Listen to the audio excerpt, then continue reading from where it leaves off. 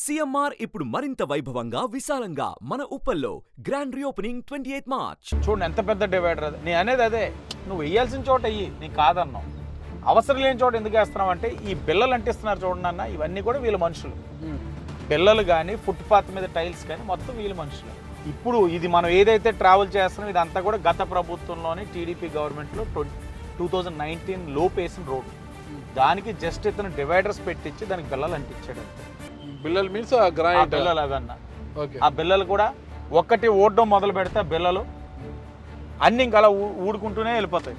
నాగరాజు గారు గుర్తుందా, last time Bharat గారిని మీరు ఇంటర్వ్యూ చేసేటప్పుడు ఆ రోజు నేను వచ్చాను, ఆయన కారులో ఇదే మాట చెప్పారు.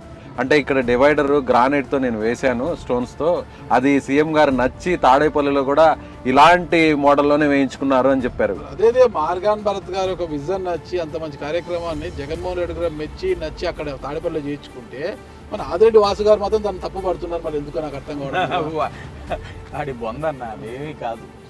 ఈ యొక్క వర్క్ ఏదైతే ఉందో అది సెంట్రల్ ఆఫీస్ నుంచి వస్తుంది. త్రూ అవుట్ ది స్టేట్ ఇద్దరు ముగ్గురికి ఇచ్చారు. అది కంపల్సరీగా వీళ్ళు బినామీలే, వీళ్ళు ప్రేక్షక పాత్రే. వీళ్ళు ఏదైనా గట్టిగా అడగలించుకోగలిగితే అది ఏదైనా ఇన్ఫ్లుయెన్స్ చేయించుకో పైనుంచి చెప్పించుకుంటే ఏదో పొలమో పడేస్తారు. మనోడు ఏంటంటే కొద్దిగా ఎక్కువ చేయించుకొని డివైడర్లో అవసరం లేని కూడా వేయించేసేయడానికి గల కారణం ఏంటంటే దాని మీద అతనికి వస్తుంది కాబట్టి ఆదాయం వేయించండి. అవసరం లేని చోట కూడా బిల్లలు.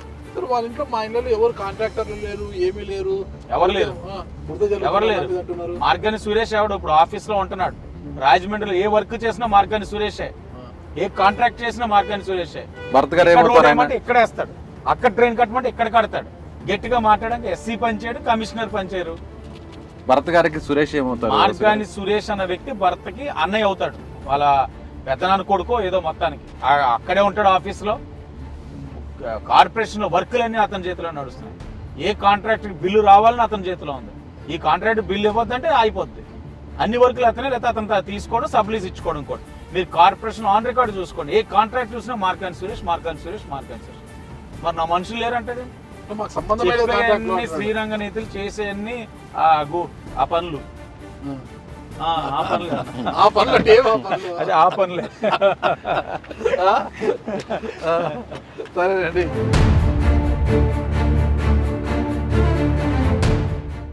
మన హయాంలో లోకేష్ గారి పేరు మన హయాంలో చేసుకున్నాం. తప్పకుండా సార్ గారు మీరు వచ్చాక బ్లేడ్ బ్యాచ్ అన్ని తగ్గాలి. బ్లేడ్ బ్యాచ్, గంజాయి బ్యాచ్ పెంచిపో అంటే మన గవర్నమెంట్ ఉన్నప్పుడు ఎప్పుడైనా విన్నాం ఆ బ్లేడ్ బ్యాచ్ అనే పేరు? టీడీపీ పనులు చేసుకుని వెళ్ళిపోయారు. ఇందాక ఏదో ఒక మాట అన్నారు, ఏంటి చెప్పండి?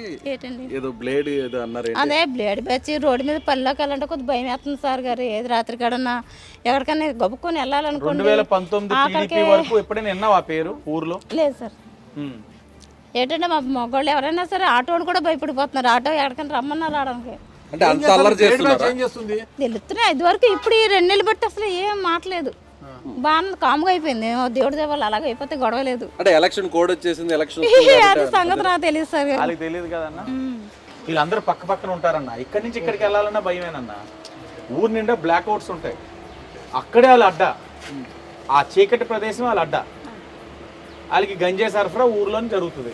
తెలిసినా ఎవరో అధికారులు ప్రశ్నించలేదు. ఎందుకంటే అధికార సహకారం 19 వరకు టీడీపీ ఉన్నప్పుడు ఊర్లో బ్లేడ్ బ్యాచ్ అని పేరు ఏం లేదన్నా. ఆడవాళ్ళు 10 వరకు పని చేసుకుని ప్రశాంతంగా వెళ్ళేవారు. ఇది షటిల్ కోట్ అన్న. నారా లోకేష్ గారితో చేయించుకున్నాం. నేనే పర్సనల్ ఇంట్రెస్ట్ మీద లోకేష్ గారు రావాలని పట్టుపట్టి మరి పిలిపించుకున్నాను. మంచి చాలా బాగా కట్టుకున్నాం. రాజమండ్రికి ఉన్న one and only indoor court. Vijay బాగా ఆడతారు. భరత్ గారే ఆడతారేమో, మరి వాసు గారు కూడా ఆడతారో లేదో మరి చూడాలి. ఆడుతాం 5 కోట్లు. అవునన్నా 5 కోట్లు. చాలా బ్యూటిఫుల్ ఇన్ఫ్రాస్ట్రక్చర్ అంటే మొన్నే నేషనల్ మీట్ కూడా జరిగింది ఇక్కడ. మెంబర్షిప్ ఉంటుంది అన్నది. ఇక్కడ మెంబర్షిప్ అంటే మనం ఏం చేసామంటే ఇక్కడ ఒక టీమ్కి అది అసైన్ చేసాం. వాళ్ళే చిన్న సొసైటీ కింద ఏర్పరచుకొని వాళ్ళే ఈ కోచెస్ అందరికీ కూడా ఎంత ఫీజు పెట్టుకొని మెయింటైన్ చేసుకుంటున్నారు. కార్పొరేషన్ నుంచి కొంతమంది ఎంప్లాయీస్ క్లీన్లెస్ వరకు వాళ్ళు సపోర్ట్ ఇస్తారు. వీళ్ళు మాత్రం వీళ్ళ పర్సనల్ మెయింటెనెన్స్ అంతా వీళ్ళు చూసుకుంటారు. ఏదైనా పాడైతే మళ్ళీ కార్పొరేషన్ మళ్ళీ ఫండ్స్ ద్వారా దీన్ని రెనోవేట్ చేస్తారు. కానీ ప్రాపర్ అనమాట అండి. ఒక మంచి నేషనల్ మీట్ చేసుకోవడానికి ఇది రైట్ ప్లేస్. మొన్నే చాలా బాగా చేస్తుంది నేషనల్ మీట్ ఇక్కడ. మీట్ చేసే వాళ్ళు కూడా ప్రైవేట్ పీపుల్ చేస్తారు. వాళ్ళే రన్ చేస్తారు షో అంతా.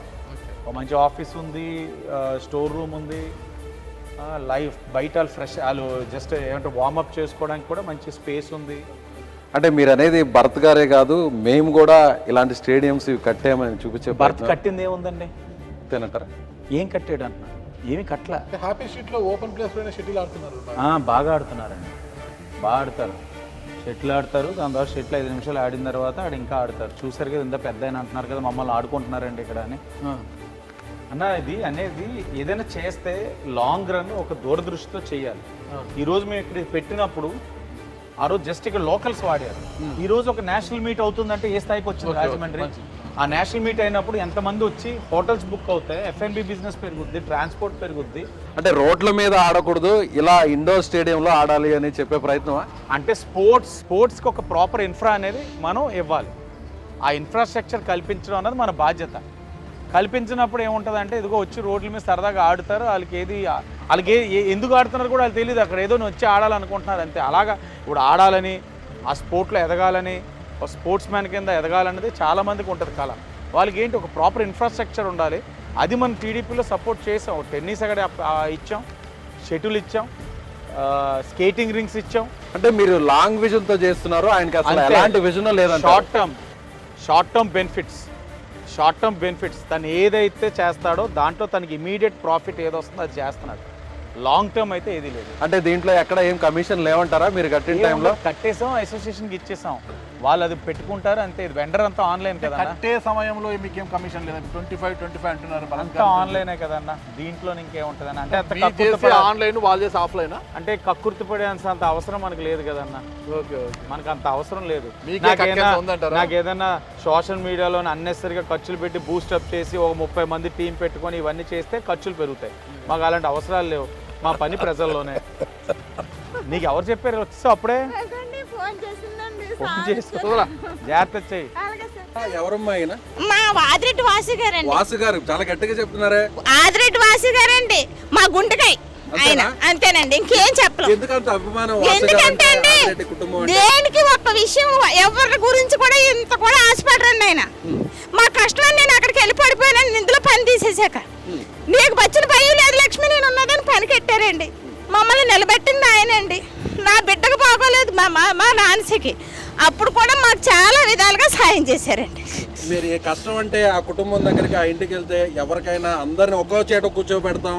డబ్బున్న వ్యక్తి అయినా, సామాన్యులైనా, మీలాంటి పేదోళ్ళైనా చెప్తారు. నిజంగా అదేనా? అసలు లేదండి. మేము ఇలాగ వెళ్ళామంటే తనతో పాటు కూర్చోబెడతారండి, మా సార్ గారితో పాటు కూర్చోబెడతారండి. టీలతో సుద్దా, టిప్పులతో సుద్దా ఏనాడు కడుపు చూడకుండా మాట్లాడరండి.